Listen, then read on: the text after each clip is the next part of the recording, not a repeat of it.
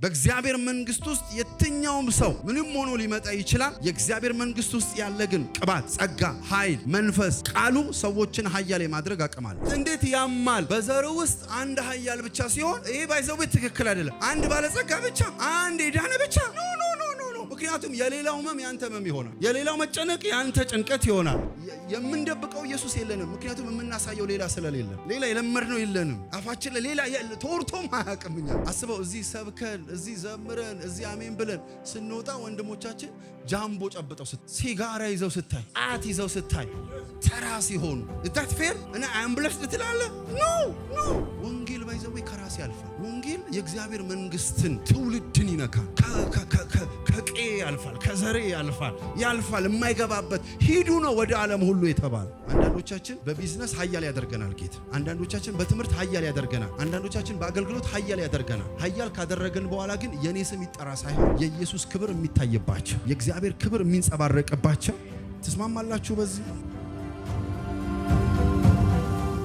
ኃያልነት ወይም ኃያል ማለት በህይወታቸው የሚያጋጥማቸውን ተግዳሮቶች አልፈው የተባለላቸውን የሚኖሩ፣ በህይወታቸው የታሰበውን መለኮታዊ አጀንዳ አስፈጻሚ የሆኑ ማለት ነው። የእግዚአብሔር መንግስት ኃያላን የሚፈጠሩበት መንግስት ነው። እንደ እግዚአብሔር መንግስት ኃያላን የሚፈጠሩበት መንግስት የለም። የእግዚአብሔር መንግስት ኃያላን የሚፈጠሩበት፣ ኃያላን የሚወለዱበት መንግስት ነው። በእግዚአብሔር መንግስት ውስጥ የትኛውም ሰው ምንም ሆኖ ሊመጣ ይችላል። የእግዚአብሔር መንግስት ውስጥ ያለ ግን ቅባት፣ ጸጋ፣ ኃይል፣ መንፈስ፣ ቃሉ ሰዎችን ኃያል የማድረግ አቅም አለው።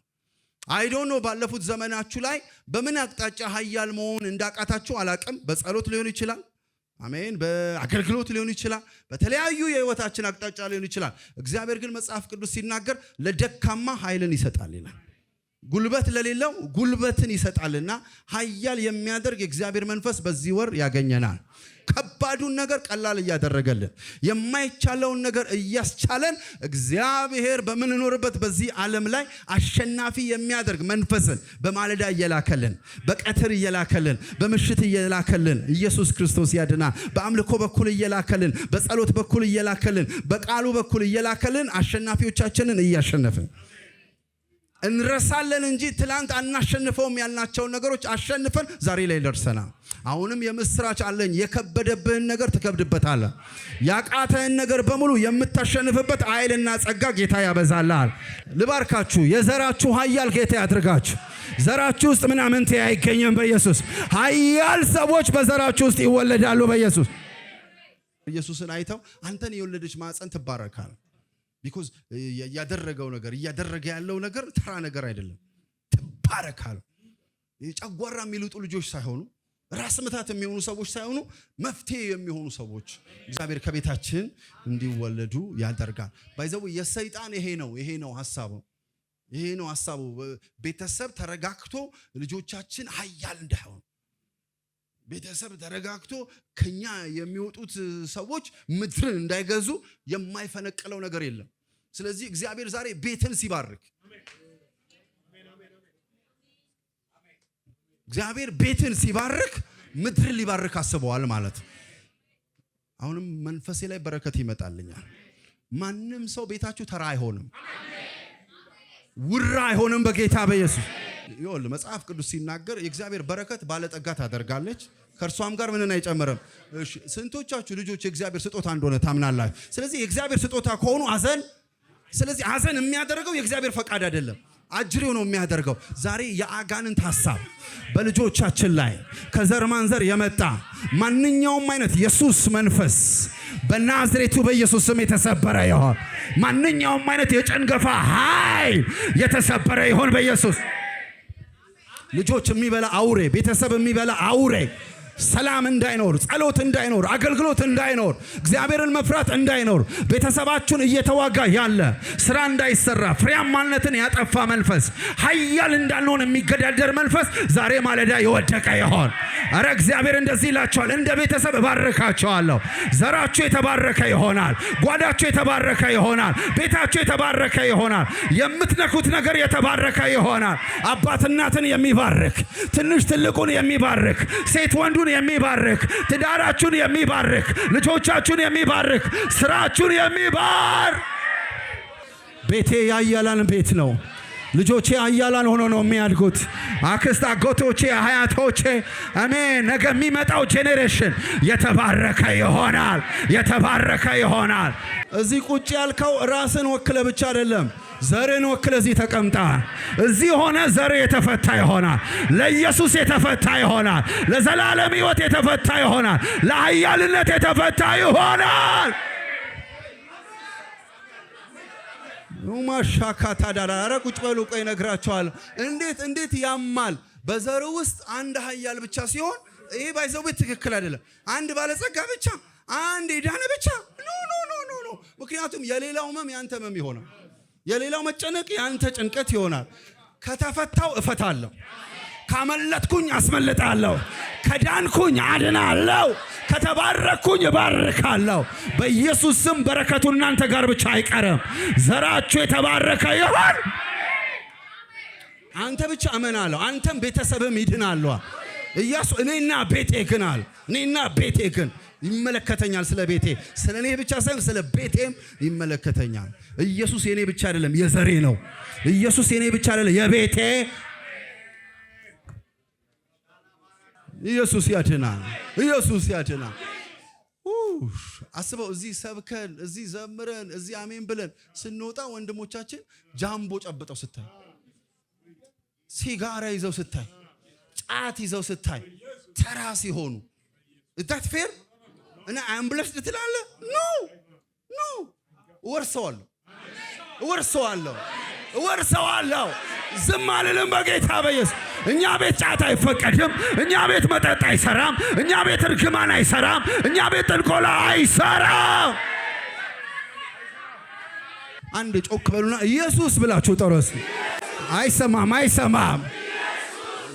የሆነ እንደ አረግ የተጠላለፈ ነገር የስም ሲጠራ ሲበጣጠስ ያለ የስኳር በሽታ፣ ደም ብዛት፣ ማንኛውም አይነት በሽታዎች በደም የሚተላለፍ በናዝሬቱ በኢየሱስም ዛሬ ይቼን ተበጠሰ። አሁን የምናገረው ነገር ለልጅ የሚተርፍ ነገር ነው የምናገረው። አንድ ሰው ታይላንድ ሄድኩኝ ብሎ ነገረኝና ታይላንድ ሲሄድ አለኝ ወንድና ሴትን አትለይም አለ። ወንድና ሴት፣ ወንዱ ሴት ሆኗል ራሱን አስቀይሮ፣ ሴቱ ደግሞ ወንድ ሆናለች። ወንድ ሆናለች። ክፋት፣ ርኩሰት፣ አመጽ። አሁን እኛ እንለው ነገር ወክ እያደረገ አውሮፓ በትሬን ላይ ቻይና ሳትቀር ወንድ ለወንድ ሴት ለሴት የረከሰ ምድር እየሆነ እና አሁን የምናገረው አሁን ንጹህ መሆኑን አትይ። ክፋት እየጨመረ ነው የሚመጣው፣ አመጽ እየጨመረ ነው የሚመጣው። ነገር ግን የትንቢት ቃል ዛሬ የተነገረው የእግዚአብሔር ቃል የልጅ ልጆቻችንን ሴኩር ያደርጋል። አመጽ በተሞላበት አገር ላይ ለጽድቅ የሚኖሩ ኃያላንን ያስነሳል። እንደ ኖህ አይነት ሰዎች ይነሳሉ። እግዚአብሔርን የሚፈሩ ሰዎች ዣና ካታዳላ ባራዲያ። አረ ኢየሱስ ያድናል፣ ኢየሱስ ያድናል። ጉዳዩ ያንተ ብቻ ከሆነ እንዳይመስል እንደሱ በሕግ ደረጃ ሊያረቁት ይወጣሉ። እግዚአብሔር ግን ስራቸውን ያፈርሳል። ልጆቻችን አይጨነቁብንም። የልጅ ልጆቻችን ሉጥ ግን ጻድቅ ዋለ፣ ነፍሱ ተጨነቀች አለ። በሰዶምና ጎሞራ ላይ ሆኖ ነፍሱ ተጨነቀች። ምክንያቱም አምላክ እግዚአብሔርን ያውቃል፣ የአብርሃምን አምላክ ያውቃል። እና ሮቫዲያ ካታዳ አንዴ በእናትህ እኔ ስላንተ አይደለም ማወራው፣ ስለሚቀጥለው ጄኔሬሽን እና ስለ እግዚአብሔር መንግስት ነው ማወራው። የኔ ዘር ኃያል ነው በለኝና ዘርማን ዛሬ ኃያል ነው። ኢየሱስ ያድናል፣ ኢየሱስ ያድናል። ቁጭ በሉ። ዛሬ የምታጭዱት ነገር በሙሉ ማለት ነው እናንተ የተንበረከካችሁት ብቻ ከመሰላችሁ ተሳስታችኋል።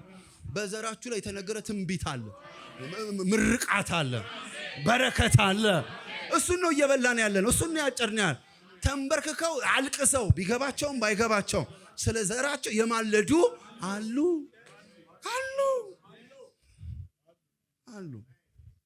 ይሄ የኃያልነት ወር ነው። ይሄ የኃያልነት ወር ነው። ወንጌል ባይዘው ከራስ ያልፋል። ወንጌል የእግዚአብሔር መንግስትን ትውልድን ይነካል። ከቄ ያልፋል፣ ከዘሬ ያልፋል የማይገባበት ሂዱ ነው ወደ ዓለም ሁሉ የተባለ። ስለዚህ ስለ ኢትዮጵያ ይመለከተኛል፣ ስለ አፍሪካ ይመለከተኛል። ኢየሱስ ክርስቶስ ያድናል። ተባረኩልኛላችሁ። አደረገ ዘራችሁ አንተ በሄድክበት አይሄዱም በልና ነገር ልጆች አንተ በሄድክበት ቦታ አይሄዱም። ሌላ ፓዝ ይሰራላቸዋል። አረ ይበቃል። አንተ ያየውን ጭንቀት ማየት የለባቸው። አንተ ያየውን ያንን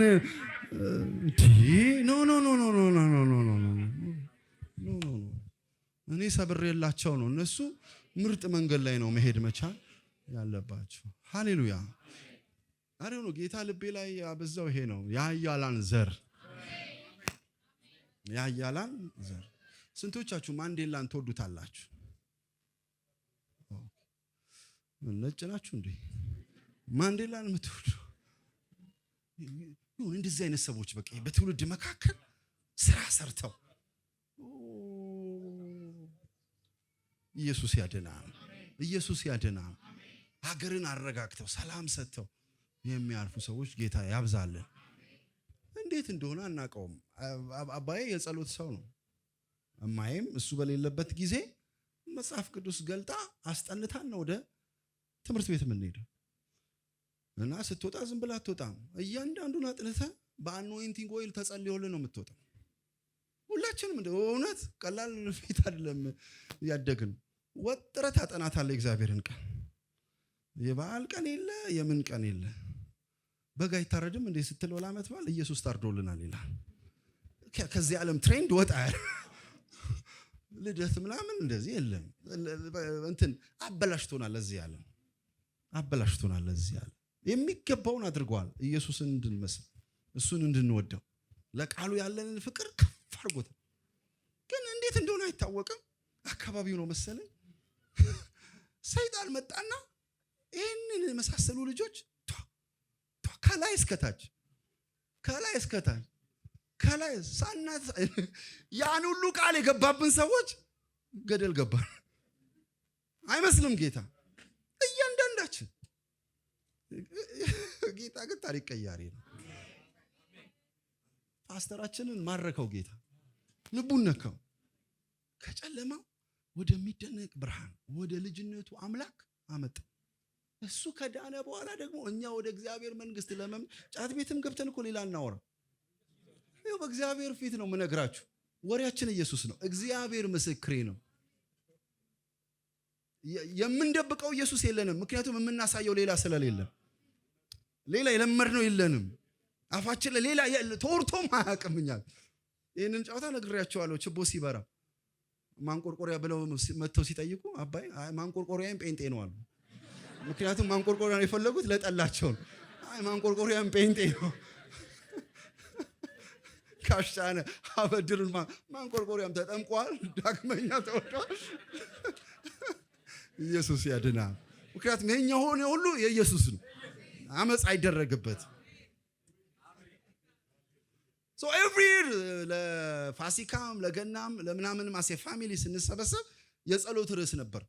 አንዴ ስለ ለኬ ይጸልያል፣ አንዴ ስለ እኔ ይጸልያል፣ አንዴ ስለ ሰሌ ይጸልያል፣ አንዴ ስለ ማሙሽ ይጸልያል፣ አንዴ ሁሉም ነፍነ ስለ ሁሉም ይጸልያል። እግዚአብሔር አሰራሩ ልዩ ነው። ሁሉንም ነገር በጊዜ ውብ ያደርገዋል። ቀስ እያለ ሲያስተካክል ዛሬ የምንጸልየው ጸሎት ተበላሽቷል በቤቴ ላይ የምትሉትን ነገር በሙሉ ሰማይ ያስተካክለዋል። ይገባኛል የቤተሰብ ሐዘን፣ ይገባኛል የቤተሰብ የለቅሶ ኬዝ ይገባኛል። ኢየሱስ ግን ፈውስ ያደርጋል። አንተ ቤት ኃያል ብቻ ነው የሚፈቀደው በሉትና ነገር ቤት አይንከራተትም በሉትና። አረ ፓስተር ተበላሽቷል እኮ አልቆለታል እኮ። ታዲያ እግዚአብሔር እኮ እንደዚህ አይነት አምላክ ነው። የተበላሸውን የሚያስተካክል ሞትን ወደ ህይወት የሚቀይር አምላክ ነው። ይህንን የእግዚአብሔር ቃል ተናግሬ እጨርሳለሁ። አንደኛ ዜና ምዕራፍ 1 ቁጥር 9 እስከ 10 ላይ የኩሽም ልጆች ሳባ፣ ኤውላጥ፣ ሰብታ፣ ራማ፣ ሰብቃታ፣ የራማም ልጆች ሳባ፣ ድዳን፣ ኩሽም ናቸው ይልና ቁጥር 10 ላይ ኩሽም ናምሩድን ወለደ። እርሱም በምድር ኃያል መሆንን ጀመረ ይላል። ሌሎች ልጆች አሉት። ናምሩድ ጋር ሲደርስ ናምሩድ እንደሌላው ሰው መሆን አልቻለም።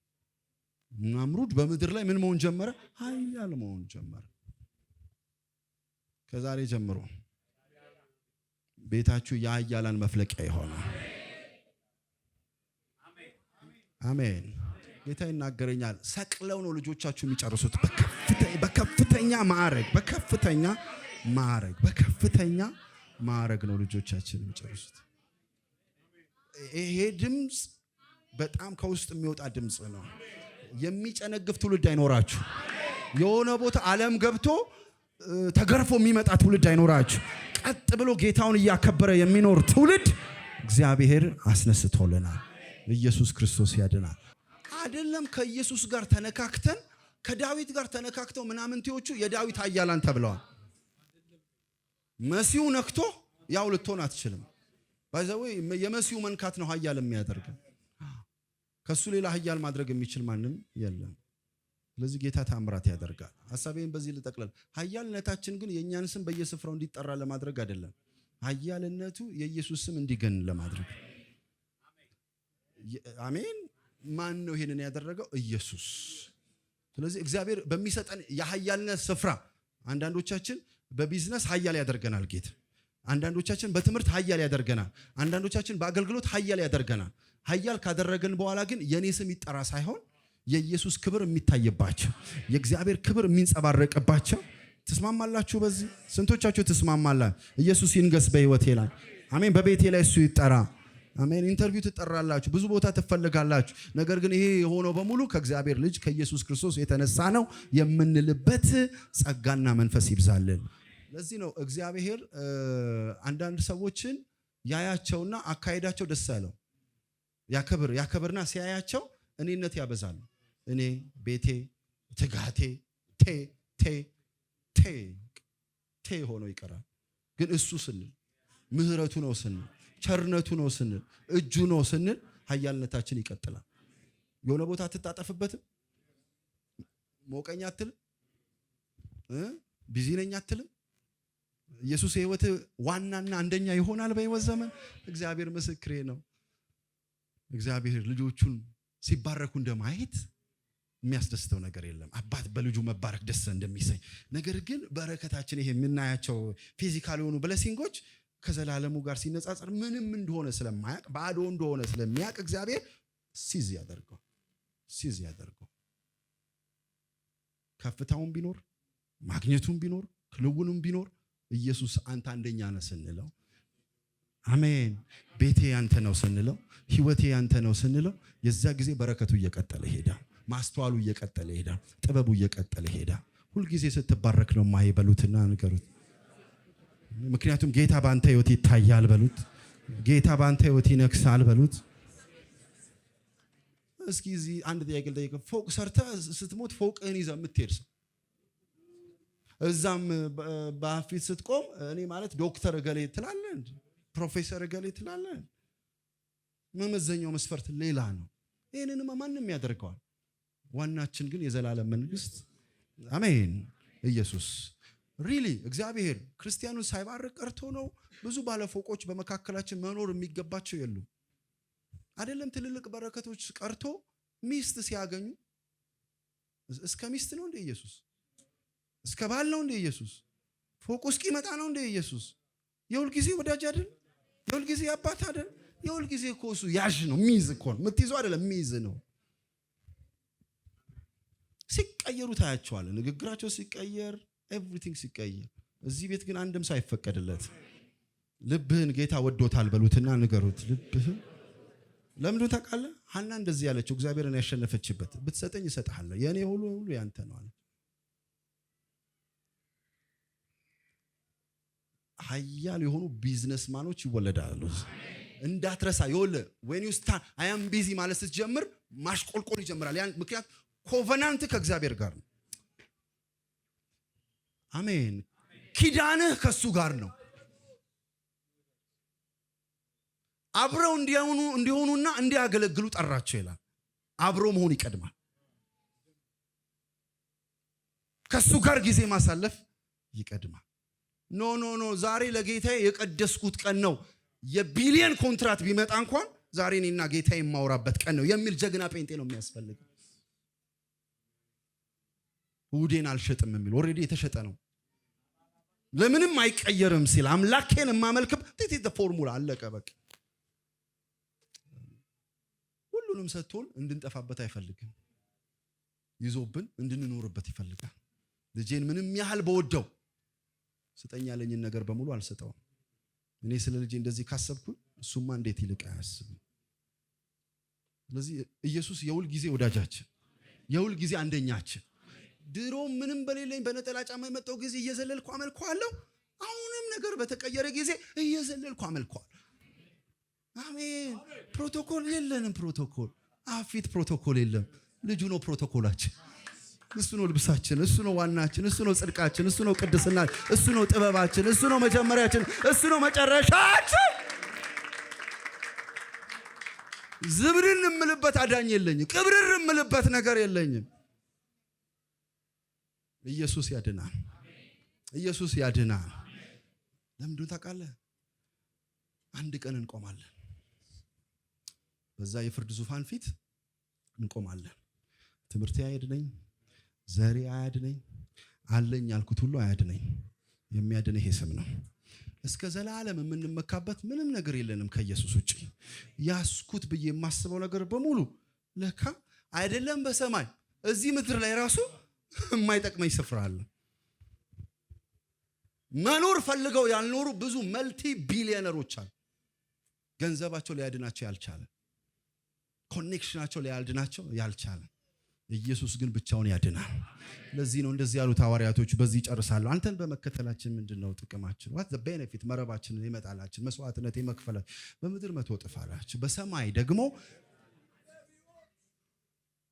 ወዲያ ኢየሱስ ዋና አይደል? ኢየሱስ ዋና አይደል? ኃያልነታችን ይቀጥል። ከዚህ ጌታ ጋር እንጣበቅ። ኤቭሪ ኃያል ቼክ አድርጓቸው፣ እግዚአብሔርም ከእርሱ ጋር ነበር ይላል። ኢያሱን ስታዩ እግዚአብሔርም ከእርሱ ጋር፣ ጌዲዮንን ስታዩ እግዚአብሔርም ከእርሱ ጋር፣ ዮሴፍን ስታዩ እግዚአብሔርም ከእርሱ ጋር።